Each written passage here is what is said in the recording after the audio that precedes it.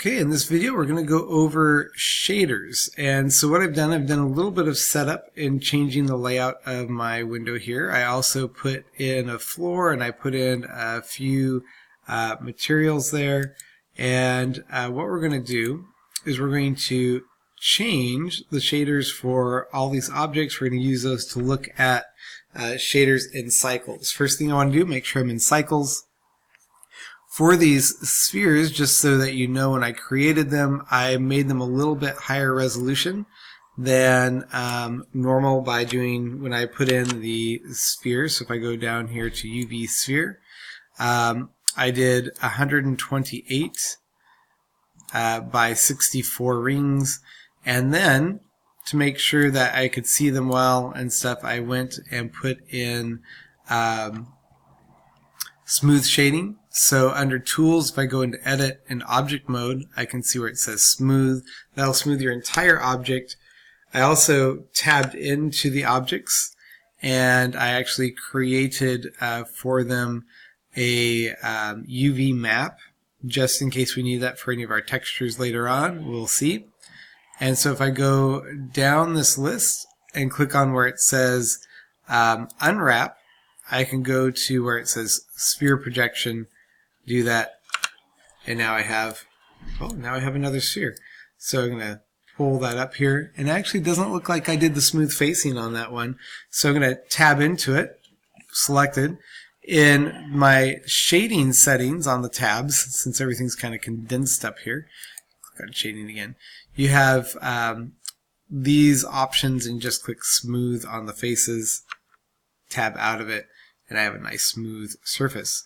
Now, some of these don't actually have any shader applied to it yet, so none of my spheres do. This one does have the default material, and you'll notice down here it says use nodes, and we definitely want to use nodes. We can do a lot of settings just in the menus, and so I'm going to focus a bit on that. I changed my timeline into the node editor, just selecting it off the list there, pretty easy.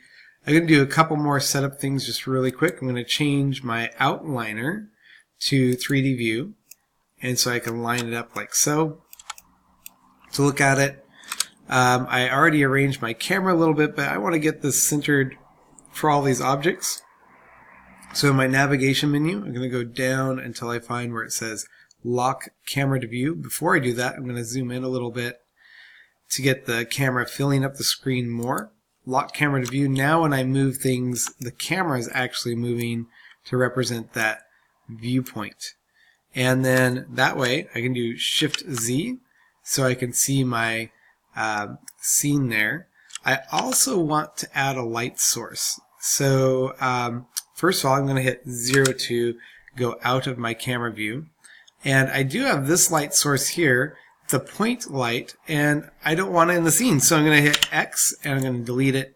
I'm going to do Shift A. I'm going to add a lamp, particularly a sun lamp, and then we're going to go ahead and rotate this. I'm going to hit R. I'm going to rotate it like so. Since I said use nodes, you'll notice that now I have my sun lamp in here. I can adjust my value in this setting, or I can adjust it over here.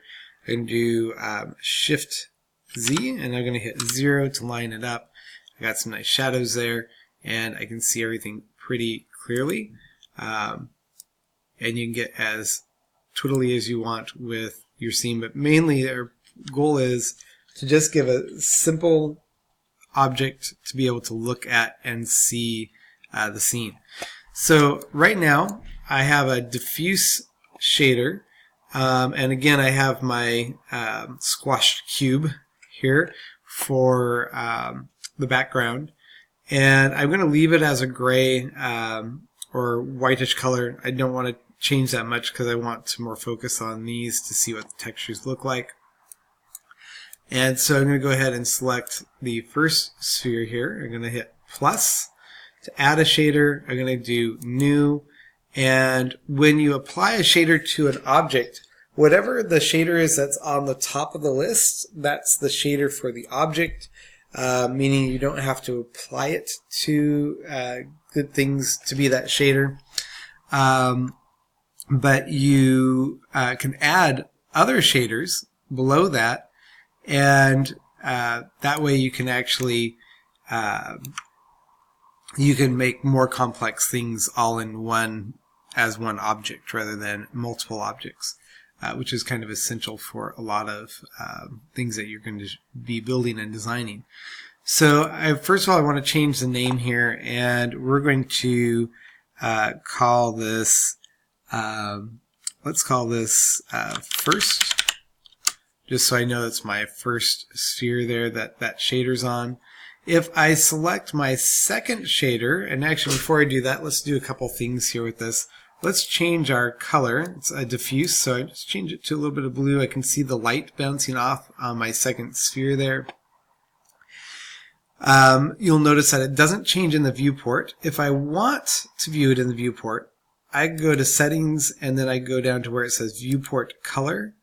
I could click on this eyedropper and pick up that color right there.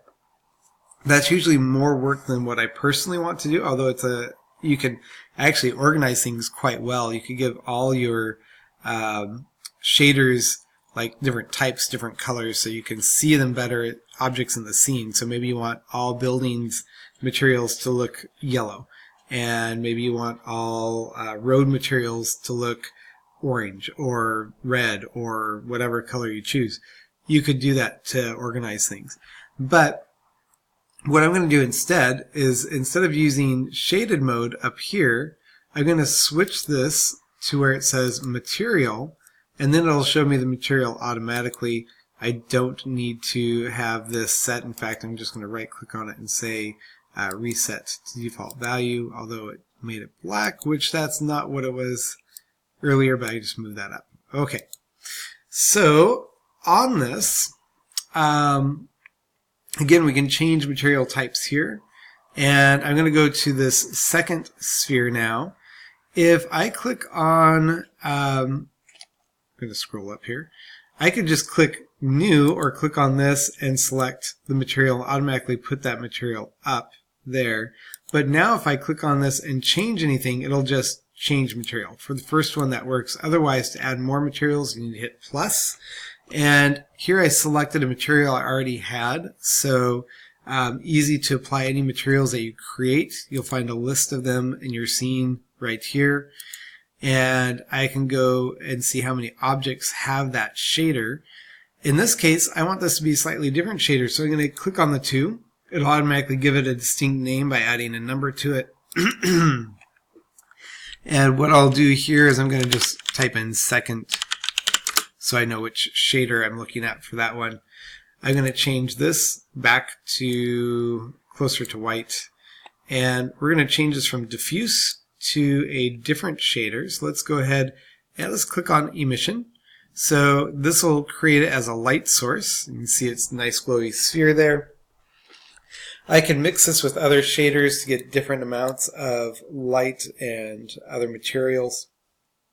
But what I'm going to do is I'm going to crank up the strength a little bit, and as I crank up the strength, you'll notice that it kind of overpowers its shadow, and it actually creates a bit of a shadow on the one next to it, although it seems like it should be stronger based on how much that's lighting, and some of that is all part of the settings and stuff that you can do as well in this. So we're going to go ahead and change that from a emission, because we'll talk about those more later, to a different type of shader. We're going to go and click on where it says glass. And so here I have glass, materials that are transparent, like plastics and glass and liquids. They have what's called an index of refraction, because light travels through those objects at a different speed than it travels through the rest of the scene, and that's what distorts light. That's what creates magnifying glasses and things like that. So if I look at this and I rotate it around, I can see other objects through there. If I move this down, let's actually just call it 1. Here I have an index of refraction of 1, which is basically air is the index refraction of 1. Technically vacuum would be closer to that, but close enough. And let's do 1.05, and there I get a little bit of curving as I go into it, and I can see some different patterns with that.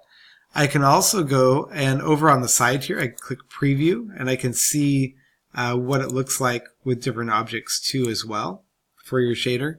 But I like to see what they are usually over here, so I can just kind of mess with it. And if we move this up a little bit, this is pretty high. You can actually do a search on the internet to find the index of refraction of particular objects. So if you wanted the index of refraction of Pyrex, you could search that on the web, find out what the number is, put it in here, and you should get a pretty close approximation to how it's going to bend light. And so I'm going to go and just put in 1.3 at the moment. And we'll stick with that for it.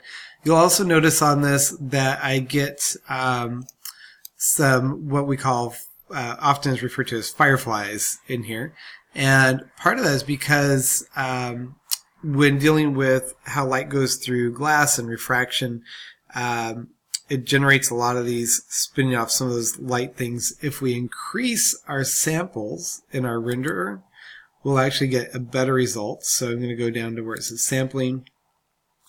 And I normally wouldn't do this just to preview a scene, but since I'm playing around with how it looks and stuff, I'm going to go ahead and type in 500 here.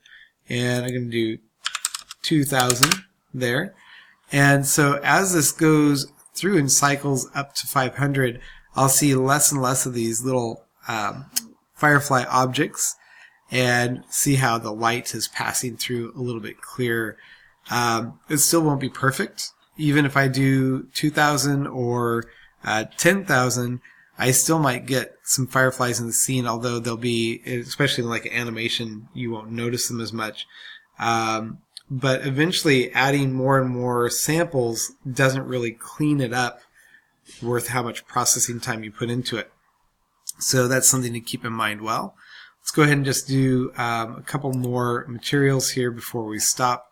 And so I'm going to select this one. I'm going to go to my materials tab again, since I'm off of that now. I'm going to hit plus.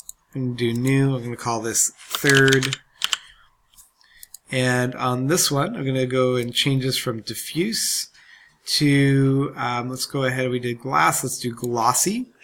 And just like in the glass material, so if I right click here, I can see that this also has a roughness. If I click on glossy, I can change the roughness to make it look a little bit different. There it reflects the image a little bit differently. It's not like a smooth texture on it and stuff. So you can also use that to simulate different materials. I'm going to go to this fourth one here, and I'm going to say plus and new, and I could just hit new, but went ahead and did that and do fourth. And on this one, I'm going to go ahead and go down to hair is just a pattern texture on here. You can see it really well right there. And so I'm not sure exactly how that's used, but I think that might be more for weighting like hair patterns and things like that. I'm going to go ahead and change this again to holdout, where we get this nice black sphere, and so it's obviously not taking any effects of light hitting it and stuff like that. It's casting a shadow still, but I'm going to go and do a different one yet, and so I'm going to go down to where we're going to skip mix shader. That's where I combined multiple of these. Principled might be a fun one for a lot of you to play with. This gives a lot of different attributes of other shaders. So here I could do metallic. I could bring that up a little bit to make it respond more like reflecting like a metal. Specular is how it reflects light. We can change the tint of the specular. I can up or down the roughness of it. And so I could move it down. I get a little bit more reflective material here. I could also go down to where it says sheen or clear coat. And this is a type of shader that's often used for doing cars and stuff. So on that note, we're going to stop this one and we'll move on to the next one with